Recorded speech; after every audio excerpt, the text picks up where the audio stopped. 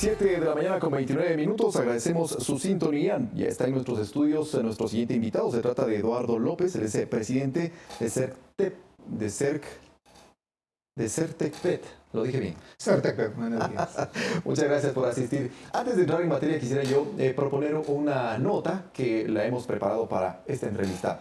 El Ejecutivo envió nuevamente a la Asamblea Nacional la proforma presupuestaria del año 2020, contemplada en 35.000 millones de dólares. El gobierno habría acogido únicamente 2 de las 17 observaciones que realizó el legislativo. Este martes se conoció que el presidente de la República, Lenín Moreno, remitió sus respuestas respecto a las observaciones que realizó la Asamblea Nacional a la proforma presupuestaria para el año 2020. Este presupuesto tiene una particularidad, ¿no? De que también sirve para el 2021 por el tema de las elecciones. Según el legislador por Suma, Guillermo Celi, el Ejecutivo habría acogido 2 de las 17 recomendaciones que se plantearon. De un servicio de cartografía, un rubro que aparece de 593 millones de dólares. Segundo, el tema de la lucha y defensa contra la violencia de la mujer. 8 millones que le quitaba. El 27 de noviembre pasado, el Pleno de la Asamblea Nacional decidió devolver al gobierno la proforma presupuestaria, fijada en más de 35.000 millones de dólares. En el documento se reconoció un déficit de 3.300 millones, lo que preocupaba a los legisladores. Según el segundo vicepresidente Patricio Donoso, con las respuestas enviadas por el Ejecutivo, se podrá conocer los mecanismos para lograr la monetización de activos por 2.000 millones de dólares. Aclarar cuál será el procedimiento para lograr aquellos 2.000 millones de dólares, porque hay 3 caminos. 1, venta de esos activos. 2, concesiones. ¿Cuáles activos? Pacifictel, Sopladora, Banco del Pacífico, en fin. Otra de las preocupaciones era sobre la reducción de presupuesto para áreas como salud y educación. Sí, ya llegaron, han sido distribuidas y la próxima semana se pondrá esto ya en el pleno para poder ser debatido. Y se van a hacer algunos ajustes en temas de la educación superior. Una vez que el Ejecutivo emitió sus respuestas, la Asamblea Nacional tendrá un plazo de 10 días para pronunciarse sobre la proforma para el próximo año. Ronito Apanta, Medios Públicos. Y le pedimos a nuestro invitado una reacción en función del sector al que conoce, el sector petrolero. ¿Cómo entender desde el petróleo, la producción petrolera del Ecuador, y atado a la propuesta de la proforma presupuestaria del presidente Áñez? Bueno, es importante notar que el peso que tiene la producción y los ingresos petroleros en el presupuesto general del Estado. Básicamente se calcula sobre los 14.000 millones de dólares en ingresos, lo que significa un 48% del presupuesto. Esto obliga a 2 cosas y a un desafío realmente a nivel interno. Creo que amerita ya el hecho de sentarnos en la mesa, tanto los actores de gobierno como el sector privado, como los sectores sociales. La academia, por supuesto, también debería incorporarse para discutir qué es lo que nosotros necesitamos desarrollar, qué agenda 2040 o 2050 debemos hacer, porque no podemos vivir de salto en salto y buscando que las políticas públicas se vayan ajustando al funcionario de turno, sino realmente qué queremos como país, cómo hacemos que sea sostenible la economía y el desarrollo social y productivo del país. No se trata nada más qué vamos a hacer y cómo vamos a producir el 2020 los 206 millones de barriles que se han comprometido, de los cuales se calcula más o menos que serán 80 millones de barriles que se usarán en los procesos de refino. Sin embargo, hay un déficit de 60 millones de barriles equivalentes, digamos, de derivados que tenemos que importar. Entonces, hay unos temas de desafiantes. Uno es, ¿cómo hacemos que esto sea sostenible? La necesidad de recuperar estos recursos, de extraer estos recursos de manera tecnificada, muy consciente y responsable con la comunidad y el medio ambiente, por supuesto, donde incorporen empresas con muy buenas prácticas, no solamente en la parte de estándares y normas que son necesarias, sino también que tengan el compromiso de buenas prácticas empresariales en los ámbitos de transparencia y gestión. Entonces, esta discusión, para que no sea un problema de dificultades que vaya a llevar al gobierno con las comunidades, si permiten o no la exploración, la explotación de campos, debe llevarnos más bien a la mesa entre todos estos actores, diseñar una agenda muy bien elaborada que queremos como país basado en los recursos naturales que el Ecuador tiene. Por el peso que tiene en el presupuesto, por supuesto, y por el peso que tiene también dentro del PIB la generación de los ingresos petroleros. Usted ha planteado uno de los aspectos del cómo hacerlo, el diálogo. ¿Qué otros elementos, qué otras herramientas para poder consolidar el desarrollo del petróleo en el Ecuador a largo plazo? Hay 2 factores. El primero es que el país requiere estos recursos. Esto es importante entenderlo. Necesitamos de esos recursos. Segundo, Afortunadamente, contamos con los recursos naturales suficientes y abundantes para cambiar la historia de este país. Pero el tercer factor es cómo lo hacemos. Tenemos, lo que debemos buscar es cómo lo hacemos. Ya no es una política, no debe ir nada más en línea de la política del gobierno, sino que incorpore a estos otros actores. Porque el desarrollo del sector petrolero, especialmente el sector energético, por los pesos que estamos hablando específicos que tiene la economía, tiene que generar un encadenamiento productivo real. Tenemos que generar tecnología, ciencia y tecnología basado en cada barril de petróleo que se puede extraer en beneficio del país. Por tanto, la capacidad de innovar, de generar tecnologías nuevas, tecnologías de punta, tecnologías ambientales, es una responsabilidad compartida de los actores del Estado. Pero de todas maneras, si el Estado no incorpora al sector privado, si no nos invita a las industrias que somos quienes desarrollamos, quien apostamos, quien innovamos, y lo digo con un título de propiedad, porque nosotros somos la única industria, no solo de Ecuador, sino de la región, que tiene patentes mundiales, que ha aportado con nuevos desarrollos científicos, tecnológicos, que penosamente nos toca salir en un avión a buscar oportunidades en el mundo, cuando tenemos aquí una gran oportunidad y la capacidad de generar mayor valor agregado. Entonces, yo creo que va de la mano el desarrollo científico, tecnológico, que debe generar este desarrollo productivo y encadenamientos productivos suficientes apalancados en los recursos naturales. De lo contrario, nosotros seguiremos, no dependeremos de terceros, no lograremos la autosuficiencia y siempre estaremos discutiendo qué es lo primero, si podemos producir petróleo o podemos importar el petróleo. Cuando nosotros vemos 60 millones de barriles de derivados que estamos importando, esto nos hace meditar. ¿Por qué no hemos avanzado en la construcción de la refinería de alta conversión?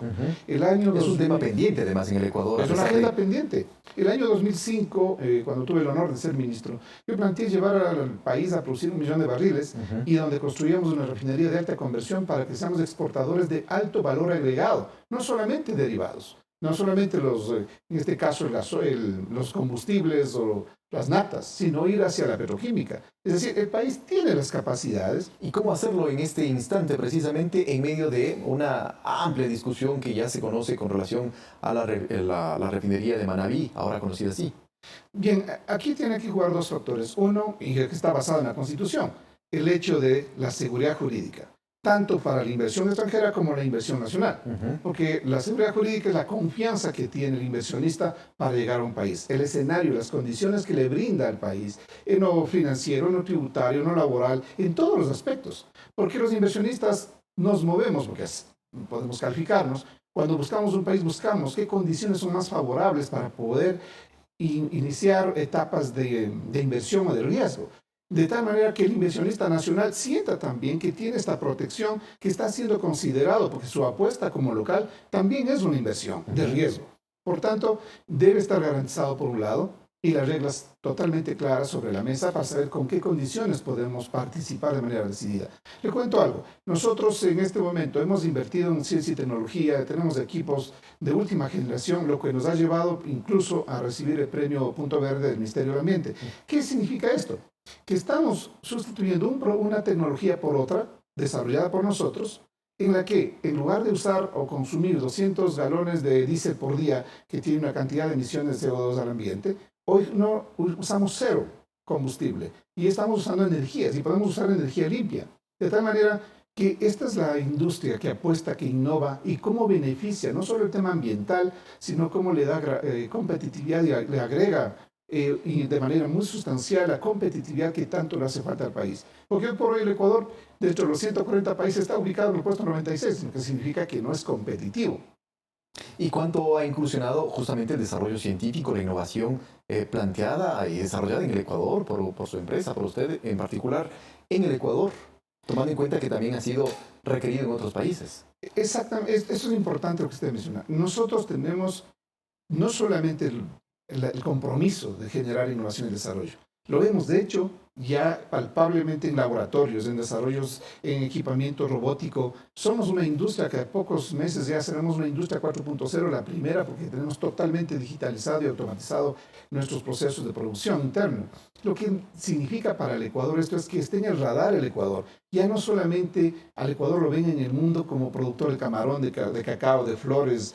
No, hoy día nos ubican en el radar mundial como generadores de tecnología, porque Certecpet, donde va, llega la bandera ecuatoriana. Entonces, esto es lo que estoy pidiendo, que se estimule, que se reconozca, que se dé mayor empuje, no solamente a nosotros, a muchas industrias que también están deseosas de seguir estos pasos. Y ese estímulo está atado por la seguridad jurídica que usted mencionaba. ¿Cuánto estamos a tono con esa seguridad jurídica? Bueno, para empezar, en la Constitución rezan más de 30 artículos que van en línea de estimular la producción, el desarrollo de la industria ecuatoriana. Está en la ley de hidrocarburos, en la ley de la contratación pública, está en el mismo reglamento de la ley de hidrocarburos, en el artículo 15, numeral quinto. ¿Qué es lo que se requiere? Cumplimiento de la normativa constitucional, legal y reglamentaria. Nada más. No necesitas privilegio alguno, simplemente cumplimiento del marco legal. Esa es la seguridad jurídica para el inversionista nacional. De tal manera que el Ecuador, que tanto requiere hoy generación de empleo, que requiere reducir su déficit y su brecha fiscal, nosotros, los locales, estamos en capacidad de producirle mayor valor agregado, de generar miles de fuentes de empleo. Al año 2015 nosotros teníamos en nómina 2.800 colaboradores profesionales. Hoy tenemos apenas 1.300.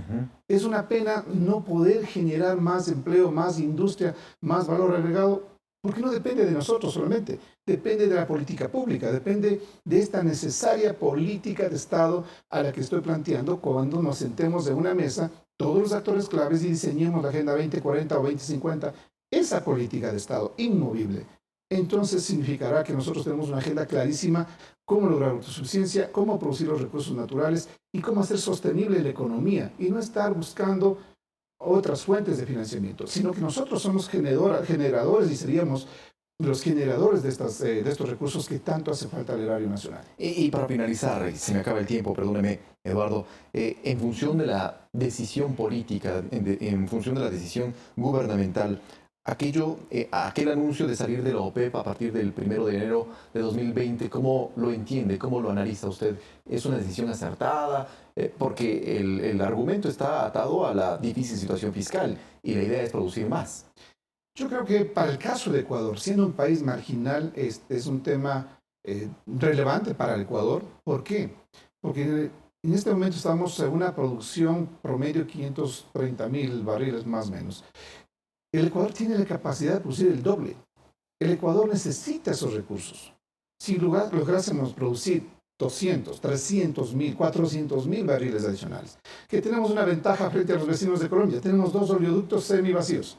Tenemos recursos, tenemos reservas suficientes y tenemos un 60% del territorio no explorado. Es decir, tenemos los recursos y por otro lado tenemos las necesidades económicas. ¿Qué es lo que tiene que hacer el gobierno? Asignar los recursos suficientes y abundantes, controlados por supuesto, que sean manejados de manera eficiente, para producir mucho más de lo que hoy estamos produciendo. Y del otro lado, crear el mecanismo y crear los estímulos para que las empresas nacionales que cumplimos con la tecnología, que cumplimos con los estándares, que cumplimos con procedimientos, que tenemos los capitales y las garantías y además los respaldos financieros, seamos capaces también de operar un campo petrolero en el país. Pero mire, salen los procesos a licitación y le ponen como condición la empresa nacional, si quiere participar, debe demostrar que tiene 5.000 barriles de producción por día. ¿Cuándo una empresa local que tiene la capacidad financiera, tecnológica, el know-how, puede licitar un campo de manera independiente? Nunca, porque no va a cumplir ese requisito de 5.000 barriles. Colombia, el año 2005, basado en la política que yo desarrollé, hoy tienen más de 50 compañías operadoras colombianas nacionales de capital nacional. ¿Por qué? Porque ellos les estimularon a los productores locales, estimularon a la inversión extranjera y de 528.000 barriles llegaron a 1 millón de barriles el año 2012. Esto caso Colombia.